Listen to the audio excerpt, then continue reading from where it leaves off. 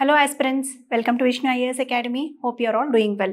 ఈరోజు మనం బ్రిక్స్ గురించి, సమ్మిట్ గురించి, అలాగే బ్రిక్స్ ఆర్గనైజేషన్ గురించి, అసోసియేషన్ గురించి క్లుప్తంగా కొంచెం తెలుసుకుందాం రండి. రీసెంట్గా మనకి 16th బ్రిక్స్ సమ్మిట్ అనేది కండక్ట్ అవ్వడం జరిగింది అనమాట. That has been held in Kazan in Russia. Okay, ఈసారి జరిగినటువంటి 16th బ్రిక్స్ సమ్మిట్ని రష్యా హోస్ట్ చేయడం జరుగుతుంది అనమాట, in a place called as Kazan. Okay, so ఇప్పుడు మనం చూసుకుంటే this is the 16th BRICS summit. And overview మనం చూసుకున్నట్లయితే ఈ సమ్మిట్ యొక్క ఇంపార్టెన్స్ ఏంటి, పార్టిసిపెంట్స్ ఎవరెవరు ఉన్నారు, తర్వాత ఇక్కడ జరిగినటువంటి కీ అగ్రిమెంట్స్ ఏమైనా ఉన్నాయా, so what is the message that has been delivered by this particular BRICS summit అనే దాని గురించి క్లుప్తంగా కొంచెం తెలుసుకుందాం రండి. మనం ఎప్పుడైనా సరే ఎగ్జామ్కి చదివేటప్పుడు దీన్ని ఎలా లింక్ చేసుకోవాలి అంటే, ఫస్ట్ అసలు association, for example let's say ఆ గ్రూపింగ్ యొక్క హిస్టరీ గురించి కొంచెం క్లుప్తంగా తెలుసుకోండి. లైక్ అది ఎప్పుడు ఎస్టాబ్లిష్ అయింది, ఓకే, ఏ ఇయర్లో, in the sense like okay what are the countries that were involved in that particular group అనేది. తర్వాత నెక్స్ట్ దాని మెయిన్ ఎయిమ్ ఏంటి, అసలు ఆ పర్టికులర్ గ్రూపింగ్ ఎస్టాబ్లిష్ అవ్వడానికి గల రీజన్ ఏంటి అని తెలుసుకుందాం. అలాగే దాని యొక్క సిగ్నిఫికెన్స్ ఏంటి,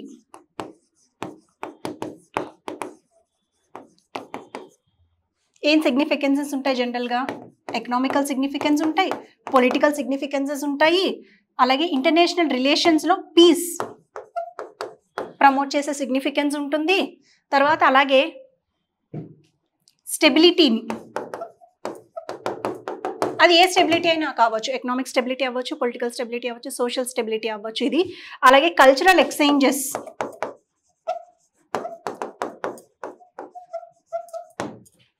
కూడా జరుగుతూ ఉంటాయి అన్నమాట. వీటి యొక్క సిగ్నిఫికెన్స్ ఇది, జనరల్గా గ్రూపింగ్ సిగ్నిఫికెన్స్ ఇది. ఈ సిగ్నిఫికెన్సెస్ గురించి ఒక్కొక్క గ్రూపింగ్కి ఒక్కొక్క పర్టికులర్ సిగ్నిఫికెన్స్ ఉంటుంది అన్నమాట. ఇవన్నీ ఓవరాల్ జనరల్గా ఉండే సిగ్నిఫికెన్సెస్ గురించి తెలుసుకోవాలి. అలాగే వాటి యొక్క recent summits, especially let's say from the past ఒక 3 years నుంచి అనుకోండి, మినిమం 3 years నుంచి అయినా సరే ఆ రీసెంట్ సమ్మిట్స్ ఏమైనా జరిగినాయా,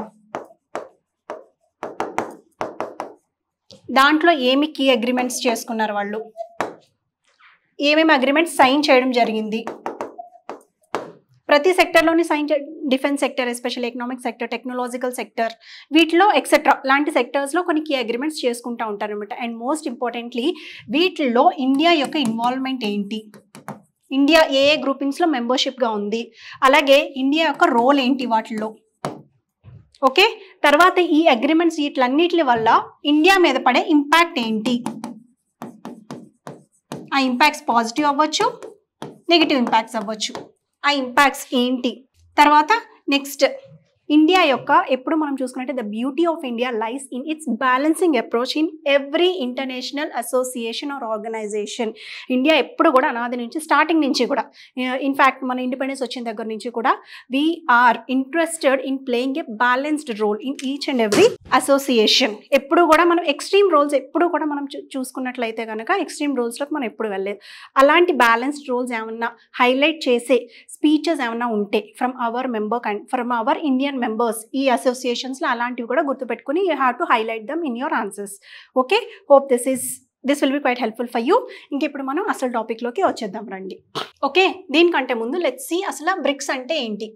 బ్రిక్స్ అనేది it is an international association established in 2009.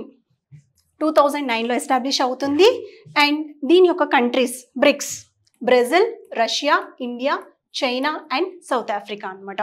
So 2009 వరకు మనకి బ్రిక్ వరకే ఉండేవి నేషన్స్. తర్వాత 2010 నుంచి south Africa also it has become a formal member of this association అనమాట. సో ఇప్పుడు తర్వాత China and South Africa join in 2010. ఇప్పుడు దీని యొక్క ఆబ్జెక్టివ్ ఏంటి, ప్రతి ఆర్గనైజేషన్, ప్రతి ఇంటర్నేషనల్ అసోసియేషన్ ఫామ్ అవడం వెనుక ఏదో ఒక రీజన్ ఉంటుంది. What is the reason? For promoting equitable multipolar world in order to counter balance western dominance. Especially మనకి వరల్డ్ వార్స్ జరిగిన తర్వాత 2 నేషన్స్ బాగా వరల్డ్ అంతా డామినేట్ చేశాయి. ఏంటవి? Soviet union and United states కదా. సో అవి రెండు కూడా మనకి ఎస్పెషల్లీ ఆ తర్వాత ఎప్పుడైతే సోవియట్ యూనియన్ డిజాల్వ్ అయిందో ఆ డామినెన్స్ అనేది టోటల్గా వెస్టర్న్ నేషన్ అని యునైటెడ్ స్టేట్స్లోకి వెళ్ళిపోయింది అనమాట. సో ప్రతి ఇంటర్నేషనల్ ఆర్గనైజేషన్, వరల్డ్ బ్యాంక్ అవ్వచ్చు, వరల్డ్ ట్రేడ్ ఆర్గనైజేషన్ అవ్వచ్చు, సో యునైటెడ్ నేషన్స్లో ఉండే ఇంపార్టెంట్ సెక్టర్స్ అవ్వచ్చు, అవన్నీ కూడా they are under the influence of western societies or western nations.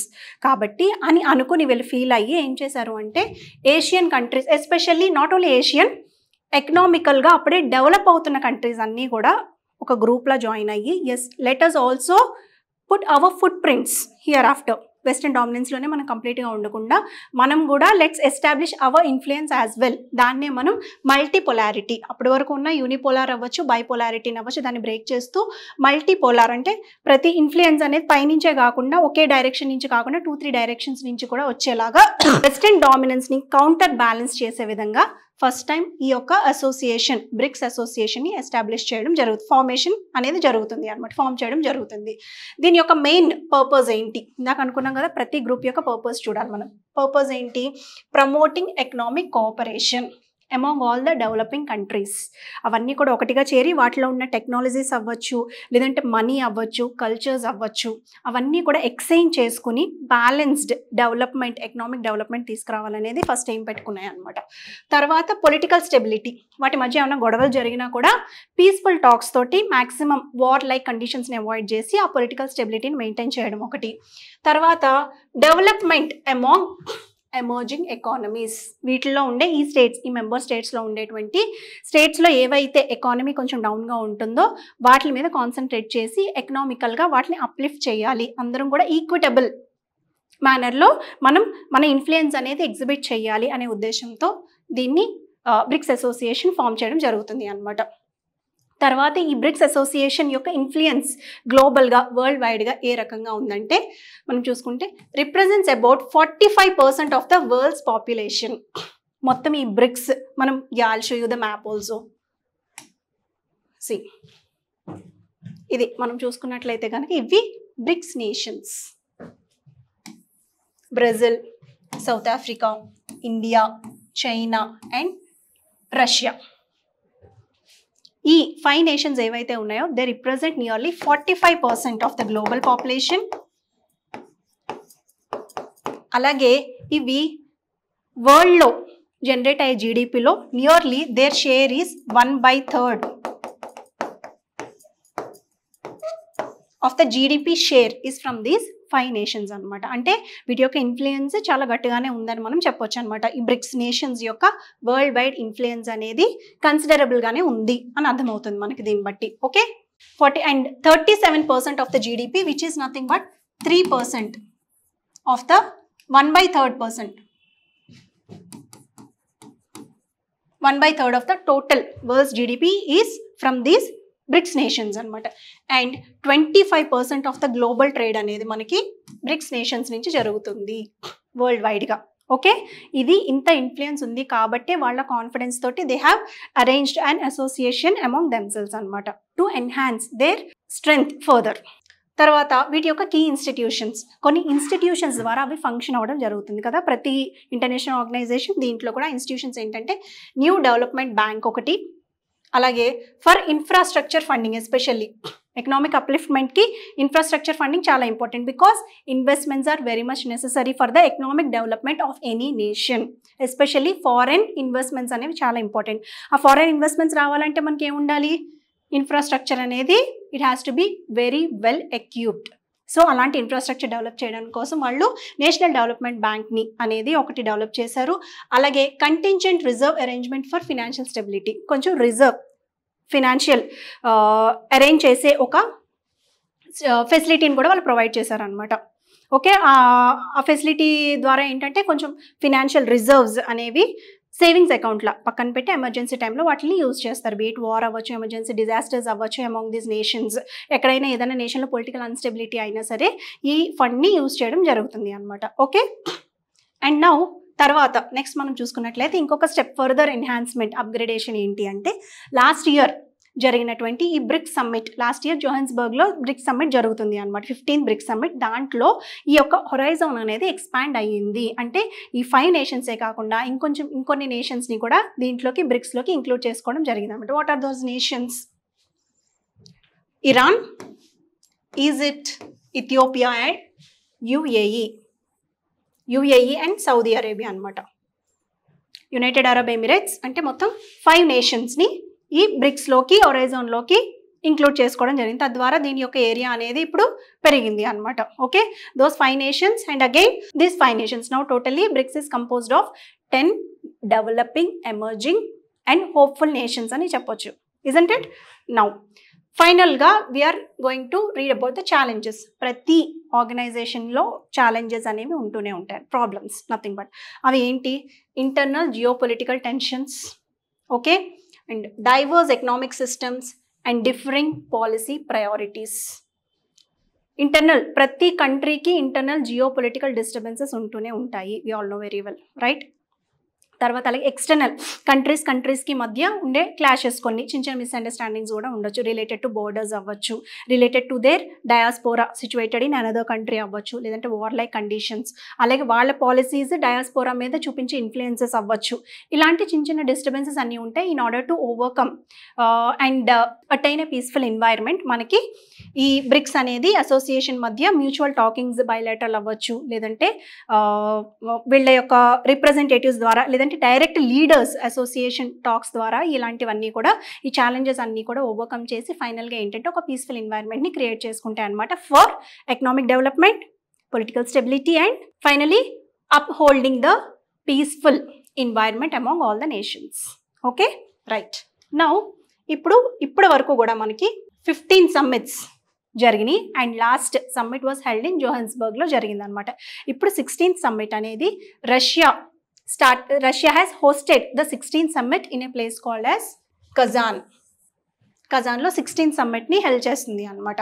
So and ఇది చాలా చాలా సిగ్నిఫికెంట్, ఎందుకంటే ఇప్పటివరకు కూడా బిఫోర్ లాస్ట్ ఇయర్ అంతా కూడా Russia was in a grievous war with యుక్రెయిన్తో వార్లో ఉన్నప్పటికీ కూడా వార్ సిచ్యువేషన్స్ అన్నీ జరిగిన తర్వాత this is the first international organisation that has been hosted by Russia అనమాట. దీని ద్వారా రష్యా ఏం మెసేజ్ పాస్ చేస్తుంది? You see, I tell you wait. And next మనం చూసుకున్నట్లయితే ఎవరు అటెండ్ అయ్యారు దీంట్లోకి? It has been attended by all the leaders of the member countries except Saudi Arabia వాళ్ళ ఫారెన్ మినిస్టర్ని పంపిస్తుంది అనమాట. మిగిలిన కంట్రీస్ అన్నీ కూడా వాళ్ళ యొక్క ప్రైమ్ మినిస్టర్స్ అవ్వచ్చు, ప్రెసిడెంట్స్ అవ్వచ్చు, the eminent leaders by themselves have attended this summit. Okay, and it included nearly 30 global south leaders. Most of the BRICS nations are located to the south of the equator కాబట్టి this is the southern pole. and మనకి expand అయిన తర్వాత వచ్చినటువంటి new bricks members వీళ్ళు light pink కలర్లో ఉన్నారు చూసారా, Ethiopia, Saudi Arabia. ఈ లైట్ పింక్ కలర్లో ఉన్నటువంటి రీజన్స్ అన్నీ కూడా కొత్తగా యాడ్ అయినటువంటి కంట్రీస్ అనమాట. లైక్ ఇథియోపియా అవ్వచ్చు, ఈజిప్ట్ అవ్వచ్చు, సౌదీ అరేబియా అండ్ ఇరాన్. ఈ 4 నేషన్స్ మళ్ళీ కొత్తగా ఇంక్లూడ్ అవ్వడం జరిగింది అనమాట. సో ఇవన్నీ కూడా మనకి సౌత్ ఆఫ్ ఈక్వేటర్లో ఉన్నాయి కాబట్టి say that mostly southern nations అనమాట పెట్టే ఇన్ఫ్లుయెన్స్ ఇది గ్లోబల్ మీద. ఓకే, అండ్ నెక్స్ట్ మనం చూసుకున్నట్టయితే this is the overview of the 16th BRICS summit that has been held in Russia. ఇప్పుడు మనం నెక్స్ట్ చూసుకున్నట్లయితే message of global unity and economic cooperation. ఈ మీటింగ్ యొక్క మెయిన్ సిగ్నిఫికెన్స్ ఏంటి అంటే వరల్డ్ అంతటికీ కూడా ఒక మెసేజ్ పాస్ చేయడం, that is nothing but global unity and economic cooperation. Why స్పెసిఫిక్గా ఇప్పుడే ఎందుకు అంటే here lies the answer. Through the summit, Russia projected that it had not been isolated due to Ukraine conflict. ఒకటి. And దీంట్లో ఏంటంటే అప్పటి వరకు రష్యా వార్ వల్ల western countries, most of the western countries they have sanctioned on Russia for committing a war on Ukraine. So చాలా western countries అన్ని యుక్రెయిన్నే support చేస్తూ వచ్చాయన్నమాట. సో అలా యుక్రెయిన్ని సపోర్ట్ చేయడం వల్ల వెస్టర్న్ నేషన్స్, మన ఇండియా కూడా చాలా వెస్టర్న్ నేషన్స్ చేసే సమ్మిట్స్లో భాగమై ఉంది కాబట్టి ఇండియా అవ్వచ్చు, చైనా అవ్వచ్చు, ఇలాంటి మీటింగ్స్కి వాళ్ళు అసలు కోఆపరేట్ చేస్తారా లేదా అని అనుకునే టైంలో ఏమైంది అంటే బ్రిక్స్ సమ్మిట్ అనేది హెల్డ్ చేయడం జరుగుతుంది. కాబట్టి రష్యా ఏం చెప్తుందంటే ఎస్, డిస్పైట్ వెస్టర్న్ నేషన్స్ అన్నీ కూడా మా మీద శాంక్షన్స్ పెట్టినప్పటికీ కూడా మేము గ్లోబల్గా మా సమ్మిట్ అనేది మా యూనిటీ ఎక్కడ దెబ్బతినలేదు, మా ఎకనామిక్ కోఆపరేషన్ అనేది ఎప్పటిలాగే జరుగుతుంది అనే మెసేజ్ పాస్ చేయడం జరుగుతుంది అనమాట with this. Okay, and this is set to be Kazan declaration కూడా జరుగుతుంది అనమాట, which has emphasize the commitment to strengthening economic cooperation within BRICS, a block that represents about 1/3 of the global GDP. ఇందాక చెప్పుకున్నాం కదా, ఎన్ని problems వచ్చినా, ఎన్ని sanctions ఉన్నా, ఎలాంటి వైలెంట్ సిచ్యువేషన్స్ వచ్చినప్పటికీ కూడా మా కమిట్మెంట్స్ మాకే ఉంటాయి, మా అసోసియేషన్ మాకే ఉంటుంది, మా యూనిటీ మాకే ఉంటుంది అని బ్రిక్స్ అనేది మొత్తం ప్రపంచం అంతటికి ఈ సమ్మిట్ ద్వారా చాటి చెప్పింది అనమాట. That is the significance of this particular summit. తర్వాత it also signalled that the unilateral sanctions especially against Russia and Iran are not globally accepted. Russia, Iran మీద కొన్ని శాంక్షన్స్ జరిగినాయి వెస్టర్న్ నేషన్స్ నుంచి. ఈ శాంక్షన్స్ అన్నీ కూడా ప్రతి కంట్రీ, గ్లోబల్గా ఉన్నటువంటి ప్రతి కంట్రీ యాక్సెప్ట్ చేయట్లేదు. Even some countries are supporting us అని చెప్పి Russia it has delivered that kind of message to the world by hosting this prestigious BRICS summit. ఠీకే, రైట్. ఇప్పుడు మనం నెక్స్ట్ కీ అగ్రిమెంట్స్ ఏమున్నాయి ఈ బ్రిక్స్ సమ్మిట్కి చూసుకున్నట్లయితే చాలా agreements especially on economic independence and resilience మీద జరిగినాయి అనమాట. ఏంటి అవి అంటే establishment of inter bank cooperation mechanism to facilitate financial transactions.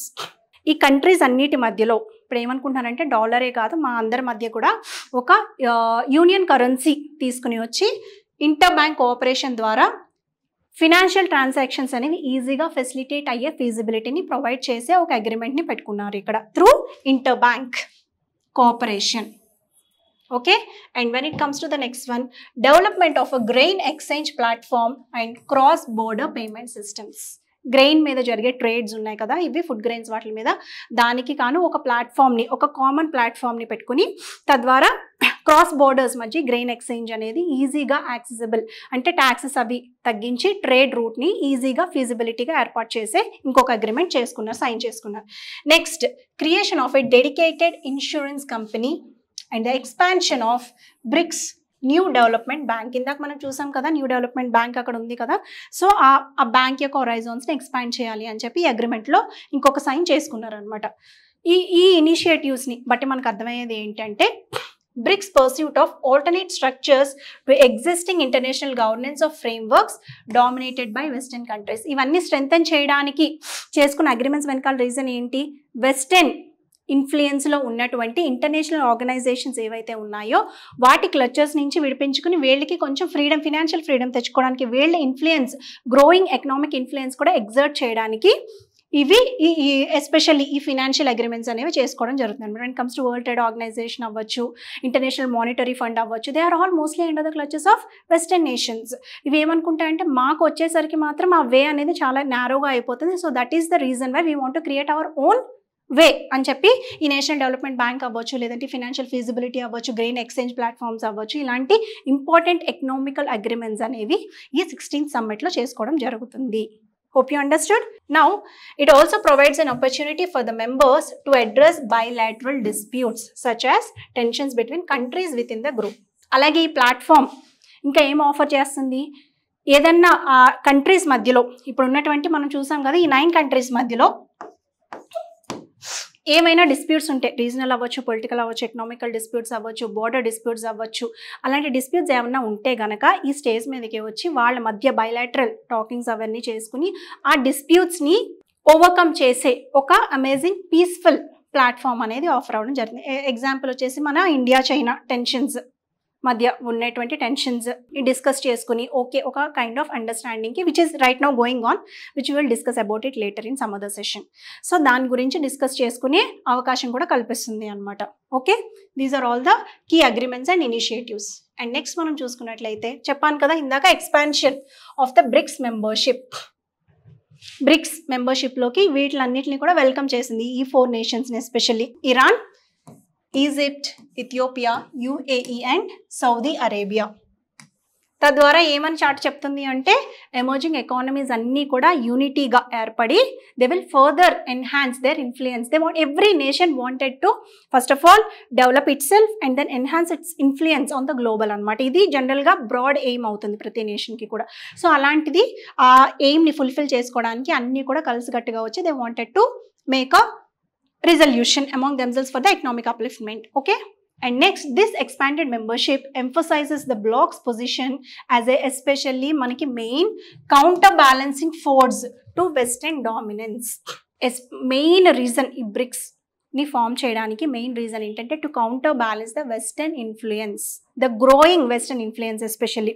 So దానికోసం అని చెప్పి ఈ బ్రిక్స్ని అరేంజ్ చేయడమే కాకుండా ఎస్టాబ్లిష్ చేయడమే కాకుండా దాని యొక్క హొరైజాన్స్ని ఎక్స్పాండ్ చేయడానికి గల రీజన్ కూడా ఇదే అనమాట. To further counter balance the western growing influence further. Okay. And this is the expansion. Now when it comes to India's role in the BRICSలో చూసుకున్నట్లయితే కనుక ఇట్ ఈస్ ఆల్వేస్, ముందు చెప్పుకున్నాం కదా, ఎప్పుడు కూడా ఇండియా అనేది బ్యాలెన్సింగ్ రోలే ప్లే చేస్తూ ఉంటుంది. And position on global governance, అది ఎలాగో చూద్దాం రండి. India's approach to BRICS reflects a balance as it is also a member of the US-led groupings like Quad and the Indo-Pacific Economic Framework. India is also a member of Quad and Indo-Pacific Economic Framework, which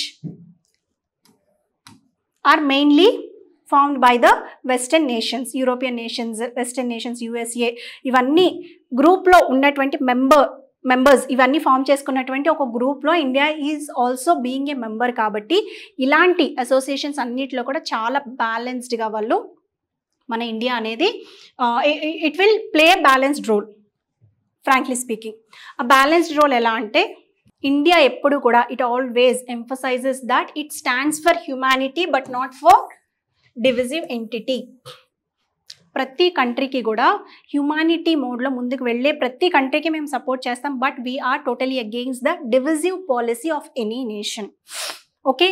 దానికి best ఎగ్జాంపులే మన prime minister Narendra Modi last time BRICS సమ్మిట్లో, ఈ 16th BRICS సమ్మిట్లో he will speak a few words about Israel and Palestine, saying that మేము ఎప్పుడు కూడా ఈ రెండింటి మధ్య వార్ కంటే కూడా అవి రెండు పీస్ఫుల్ డైలాగ్స్లో ఇండల్జ్ అయితే we will be very happy to see it అని చెప్పి మన యొక్క ఒపీనియన్ మన ప్రైమ్ మినిస్టర్ నరేంద్ర మోదీ గారు ఎక్స్ప్రెస్ చేయడం జరుగుతుంది అనమాట ఆ ప్లేస్లో. So that way he will convey that will always stand for the peace over war or violent situations అని చెప్తారనమాట, which is a very balanced approach. ఎందుకంటే కొన్ని నేషన్స్ డైరెక్ట్గా సపోర్ట్ చేస్తూ ఉంటాయి, వి సపోర్ట్ ఇజ్రాయెల్ డైరెక్ట్లీ అని చెప్తూ ఉంటాయి, వి సపోర్ట్ గాజా డైరెక్ట్లీ అని కొన్ని నేషన్స్ చెప్తూ ఉంటాయి. సో అలాంటి ఎక్స్ట్రీమ్ స్టేట్మెంట్స్ ఏవి కూడా ఎప్పుడు ఇండియా చేయదు. That is the beauty of our nation. And తర్వాత India's consistent stand on dialogue and diplomacy. చెప్పాను కదా ఇందాక, when it comes to Israel and పాలస్తీన్లోకి వచ్చేసరికి it always supports dialogue and peaceful talks చేసుకుని ఆ మిస్అండర్స్టాండింగ్స్ ఏమైనా ఉంటే ఓవర్కమ్ చేసి please try to avoid this violent situations which are creating chaos in your own nations అనే ఒక స్టేట్మెంట్ని పాస్ చేస్తారనమాట Narendra Modi. That not all BRICS members fully align on geopolitical issues, particularly regarding conflicts. So దీన్ని బట్టి మన India pass చేసే message ఏంటి అంటే ప్రతి కంట్రీ, బ్రిక్స్లో ఉన్నటువంటి ప్రతి కంట్రీ కూడా జియోపొలిటికల్ వార్స్లో కానీ జియోపొలిటికల్ క్లాషెస్లో కానీ డైరెక్ట్గా సపోర్ట్ చేయదు. It will always support peaceful talks, peace exist అవ్వాలని కోరుకునే ఒక నేషన్ ఇండియా అని చెప్పేసి it will pass a message అనమాట. Okay. Finally this is a brief discussion on the 16th BRICS summit that is held. ఏమేమి చూసాం మనం అసలు లైట్గా చూసుకున్నట్లయితే కనుక అసలు బ్రిక్స్ అంటే ఏంటి చూసాం. తర్వాత 16th సమ్మిట్ ఎక్కడ ఈవెంట్ అనేది ఎక్కడ హోస్ట్ అయిందో చూసాము. తర్వాత దాంట్లో ఉన్న కీ అగ్రిమెంట్స్ చూసాము. కీ అగ్రిమెంట్స్ మోస్ట్లీ మనకి economic related and geopolitical related. అలాగే ఈ 16th సమ్మిట్ యొక్క సిగ్నిఫికెన్స్ చూసాం. సిగ్నిఫికెన్స్ ఏంటి? Saying that unity prevails in bricks nation.